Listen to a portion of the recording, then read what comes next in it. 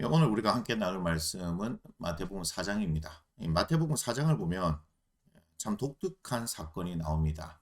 이게 이제 마가복음, 누가복음에서도 기록이 되어 있는데요.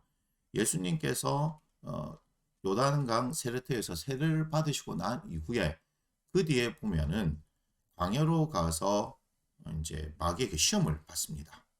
그런데 이 일을 누가 하시냐면 성령께서 주도적으로 하세요. 4장 1절을 보니까 그때에 예수께서 성령에게 이끌리어 이렇게 얘기하죠. 성령께서 이 일을 이끌어 가십니다. 그런데 마귀에게 시험을 받으러 광야로 가게 하십니다. 테스트를 받는 겁니까? 예, 시험을 받으러 가죠. 그런데 40일을 밤낮으로 금식하신 후에 줄이십니다. 40일 광야에서 금식을 하신 상황 가운데서 이제 마귀에게 시험을 받습니다. 세 가지 시험이 나오는데 우리가 세 가지 시험이 참 중요한 이유가 있습니다. 먼저는 아담과 하와가 에덴에서 이 시험하는 자 사단에게 시험을 당하였고 그것을 통과하지 못했죠. 그런데 우리 예수님께서는 이 세 가지 시험을 통과를 하신다 하는 것을 볼 필요가 있습니다. 그러면 어떻게 하면 이것을 통과할 수 있느냐? 이것을 우리에게 말씀해 주신 겁니다. 그 두 가지가 첫 번째는 뭐죠? 성령의 이끄심이 있어야 한다는 것이고 두 번째는 예수님께서 이 사탄의 시험을 이겼던 모든 것들이 말씀을 근거로 하셨다 하는 것을 보아야 합니다. 그러니까 철저히 하나님의 말씀이 있어야 됩니다. 다시 아담과 하와가 실패했던 것은 하나님의 말씀이 그들 가운데 없었기 때문이죠.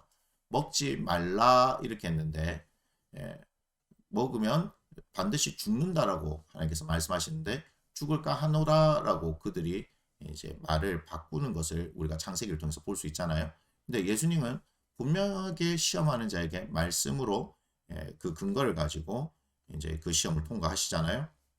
그러니 우리가 이 세상을 살아가면서 뭐 마귀, 뭐 사탄, 뭐 귀신 이런 얘기들 많이 하는데 우리가 항상 하나님의 성령의 충만함 그것이 우리 가운데 있고 또한 하나님의 분명한 말씀이 우리 가운데 있으면 우리는 이런 마귀의 시험에 의해서 넘어갈 이유가 없다는 겁니다. 그것을 우리가 분명하게 예수님을 통해서 봐야 하는 거죠. 다시 말씀드립니다. 늘 언제나 하나님의 성령의 충만하심을 구하시고 늘 언제나 하나님의 말씀을 가까이 하고 그 말씀을 내 관점에서 바꾸는 것이 아니라 하나님의 말씀을 그대로 있는 그대로 우리의 중심을 두는 것 이것이 이 땅 가운데서 우리가 마귀의 시험에 넘어지지 않는 방법이라는 것을 예수님께서 말씀해 주시죠. 그런데 왜 이 사건이 일어나느냐는 거죠. 그죠? 그것은 간단합니다. 첫 번째 아담이 무엇 때문에 그렇게 죄를 지었습니까? 이 시험하는 자에게, 이 사탄에 의해서 속아서 죄를 짓게 된 것 아니겠습니까? 그래서 죄가 들어왔잖아요. 근데 두 번째 아담은 무엇 때문에 오셨습니까? 이 죄의 문제를 해결해 주기 위해서 오시지 않으셨습니까? 그러니까 예수님께서 죄에 대한 것들을 지금 이제 문제를 해결하기 위해서 지금 시작을 하시는 거예요. 그러니까 세례를 받으시고 광야에서 죄 문제를 어떻게 다루는가를 우리에게 보여주셨고 또한 십자가를 통해서 죄 가운데 완전한 승리 사탄은 자기가 이긴 줄 알지만 우리에게는 영원한 승리가 십자가라는 것을 가르쳐 주신다 하는 것을 우리가 볼 필요가 있습니다. 그래서 여러분 마귀 별로 무서워해야 될 이유가 없습니다. 사탄은 우리가 무서워해야 될 이유가 없습니다.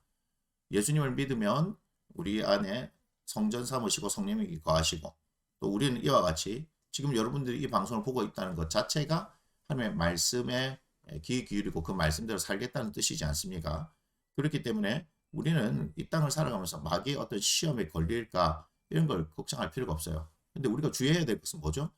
말씀으로부터 우리가 등한시한다거나 하나님의 성령의 이끄심에 무감각해진다거나 그러면 우리는 방법이 없습니다. 예수님께서 이것을 분명히 보여주셨다는 것을 기억할 필요가 있고 그 다음 보니까 어떻게 말씀하시냐면 17절에 이때부터 예수께서 비로소 전파에 이르되 회개하라 천국이 가까웠다. 이제 하나님 나라를 이제 전파하시기 시작하는 것을 보여주신다는 것을 알 수 있습니다. 그러니까 처음 딱 예수님께서 사역을 시작하실 때 어떻게 시작하셨냐면 죄의 문제를 어떻게 이길 수 있느냐 하는 것. 그러니까 딱 첫 시작을 딱 움켜잡는 거죠. 그죠? 예. 딱 움켜잡고 그 다음부터 이들이 활동할 수 없도록 만드시고 난 이후에 예수님께서 복음을 전파하기 시작하는 겁니다. 여러분 잘 아셔야 됩니다. 이 모든 것이 이 땅 가운데서 3년 동안 일어난 일인데 예수님께서는 죄의 활동들을 다 억제시키십니다. 여러분 이거 잘 보셔야 됩니다. 죄의 활동들을 잘 이렇게 죄의 활동들을 다 억제시켰다. 이게 11절에 나와 있어요. 이에 마귀는 예수를 떠나고 이렇잖아요. 그러니까 예수님을 떠났다는 것은 예수님에게 이제 어떠한 위해를 가할 수 없는 그런 상황이 되는 거예요. 그러나 물론 이제 그의 제자 가룟 유다를 통하여서 이제 마귀가 예수님 팔생각을 넣어주셔서 십자가로 이끌게 되지만 마귀도 모르죠. 그 십자가가 예수라는 이제 자신의 입장에서는 예수라는 이 사람을 그냥 죽여버리는 어떤 도구인 줄 알았더니 나중에는 거기서 부활하시잖아요. 그러니까 마귀도 몰랐다는 거예요. 그러니까 예수님이 이 땅 가운데 하나님의 아들로서 온 그리스도라는 것을 전혀 알지 못했기 때문에 그의 방법을 쓴 거죠. 마귀의 방법을 쓴 거죠. 근데 마귀의 방법이 철저하게 실패합니다. 그렇게 되어지는 거예요. 그래서 요 십자가의 사건 때까지 마귀는 아무런 일도 할 수 없다는 것을 여러분 잘 보세요. 그러니까 예수님께서 그 십자가 앞에 갈 때까지 계속해서 그 하나님 나라의 사역들을 펼치고 있다는 것을 우리가 볼 필요가 있습니다.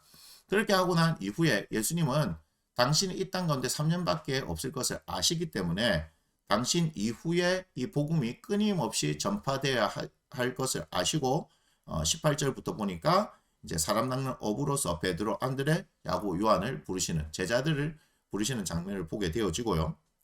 여러분 그 다음 23절 보면 보세요. 예수께서 온 갈릴리에 두루 다니사 그들의 회당에서 가르치시며 천국 복음을 전파하시며 백성중의 모든 병과 모든 약한 것을 고치시니 이것을 우리가 간단하게 가전고 이렇게 얘기합니다. 가르치고 전파하고 고치고 예수님의 3대 사역이거든요. 그러니까 이 사역을 본격적으로 시작하시는 거죠. 자, 그렇게 되어지면 어때요? 제자들은 그렇게 사역하시는 모습들을 보게 되잖아요.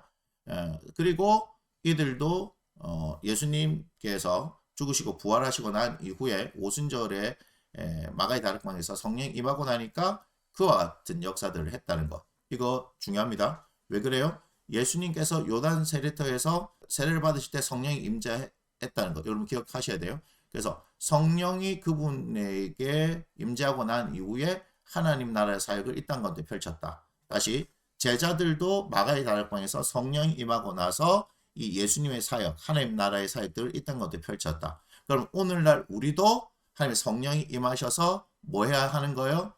땅끝까지 이르러 내 증인 되라 라고 하시는 것처럼 가르치고 전하고 고치는 일들을 내가 하는 것이 아니라 성령의 능력을 힘입어서 행할 수 있다는 것을 우리가 볼 수 있다는 겁니다. 그래서 예수님께서 사역하시는 것을 제자들이 보아서 그대로 행했을 뿐만 아니고 지금 우리에게 기록된 말씀을 통해서 우리에게도 그와 같이 하라는 것을 보여주고 계신다.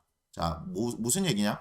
단순히 우리를 죄 가운데서 구원해 주셨을 뿐만 아니라 구원되고 난 이후에 우리에게는 뭐가 필요한 거죠? 하나님의 성령께서 우리 가운데 임재하시고 성령이 이끌어 가시는 대로 우리가 이 땅 가운데 그냥 우리가 잘 먹고 잘 살고 행복합니다가 하는 것이 아니라 예수님께서 하셨던 것처럼 가르치고 전하고 고치는 이 사역들, 하나님 나라의 일을 우리를 통해서 나타내 보이시기를 원하신다는 것을 여러분 기억해야 합니다. 자, 그렇게 말씀이 이제 전해집니다. 그죠? 그렇게 되니까 이제 25절에 갈릴리와 데가볼리와 예루살렘과 유다와 요단강 건너편에서 어떻게 됩니까? 수많은 무리가 따른다. 이것을 여러분 기억해야 됩니다. 수많은 무리가 따른다. 뭐 했기 때문에요? 가르치고 전하고 고치셨기 때문에. 그런데 가르치고 전하고 고치시기 이전에 뭐가 있었다? 성령께서 임하셨다 하는 걸 기억해야 됩니다. 그러니까 사도행전에 보니까 1장에 뭘 말씀하셔요? 제자들에게 아버지께서 약속한 것이 이루기까지 어떻게 하라고 말씀하십니까? 기다리라라고 말씀하시죠. 기다리라. 여러분 기억하셔야 돼요. 뭘 기다린 거야? 성령이 임할 때까지.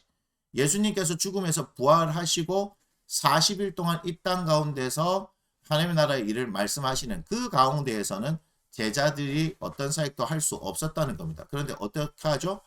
그 이후에 10일 동안 기도하면서 성령이 임하고 난 이후에 성령의 이끌림 따라서 사역을 했는데 그들이 했던 사역이 예수님이 하셨던 가르치고 전하고 고치는 사역이었다는 거죠. 그걸 통해서 무슨 일이 일어납니까? 많은 사람들에게 복음이 전해진 거죠. 자, 그렇다면 오늘날을 살아가고 있는 우리들에게 분명하게 하나님께서 이 말씀을 하시는 거예요. 우리도 하나님의 성령의 임재를 통하여서 성령이 이끄시는 바가 되어져서 예수님이 하셨던 것처럼 가르치고 전하고 고치고 할 때에 수많은 사람들에게 복음이 들어갈 것이다. 그런데 지금 어때요? 한국교회 상황에서는 복음이 위축되어진 상황, 코로나를 이야기하면서 하고 있잖아요. 전혀 아니라는 거예요. 여러분, 목사님 현실을 모르고 그런 말씀을 하십니까? TV나 드라마나 세상 사람들은 교회에 대해서 부정적으로 이야기합니다. 그때도 예수님 당시에도 그랬다는 거예요. 언제나 이 기독교는 환영받지 못합니다. 여러분 잘 아셔야 됩니다. 왜 그래요? 그들은 진리를 모르기 때문에, 그들은 어둠 가운데 있기 때문에, 그들은 죄 가운데 묶여 있기 때문에. 그런데 성령의 능력이 이끌림 받아서 가르치고 전하고 고치게 되어지는 이 일들이 활발하게 나타나면요, 그 어둠 가운데 빛으로 나오는, 사망에서 생명으로 나오는 수많은 사람들이 있다는 것을 성경은 말하고 있습니다. 자, 뭐가 문제일까요? 가르치지 않기 때문에, 전파하지 않기 때문에, 고치지 않기 때문에. 여러분 그렇게 생각하지 않으십니까? 그것이 아니면 성경을 이렇게 기록할 이유가 없을 거 아니겠습니까? 그래서 예수님께서 어떻게 사역을 시작하셨는지, 그리고 어떤 일들을 하셨는지 우리가 잘 보면서 오늘날도 동일하게 우리 가운데 그러한 일들이 나타날 것을 여러분 기대하셔야 되고, 그래서 여러분들은 예수님을 믿는 그 가운데서 성령께서 여러분 가운데 거하시고, 단순히 성령을 받아서 뭘 하시려고 하시는지 여러분 한번 생각해 보셔야 돼요. 성경의 가르침은 분명하게 나와 있습니다. 결국 예수님이 하셨던 것처럼, 제자들이 했던 것처럼 우리도 복음을 전하는 일들을 하기를 원하신다는 것을 우리가 아셨으면 좋겠습니다. 마태복음 4장의 말씀은 여기서 마치도록 하겠습니다.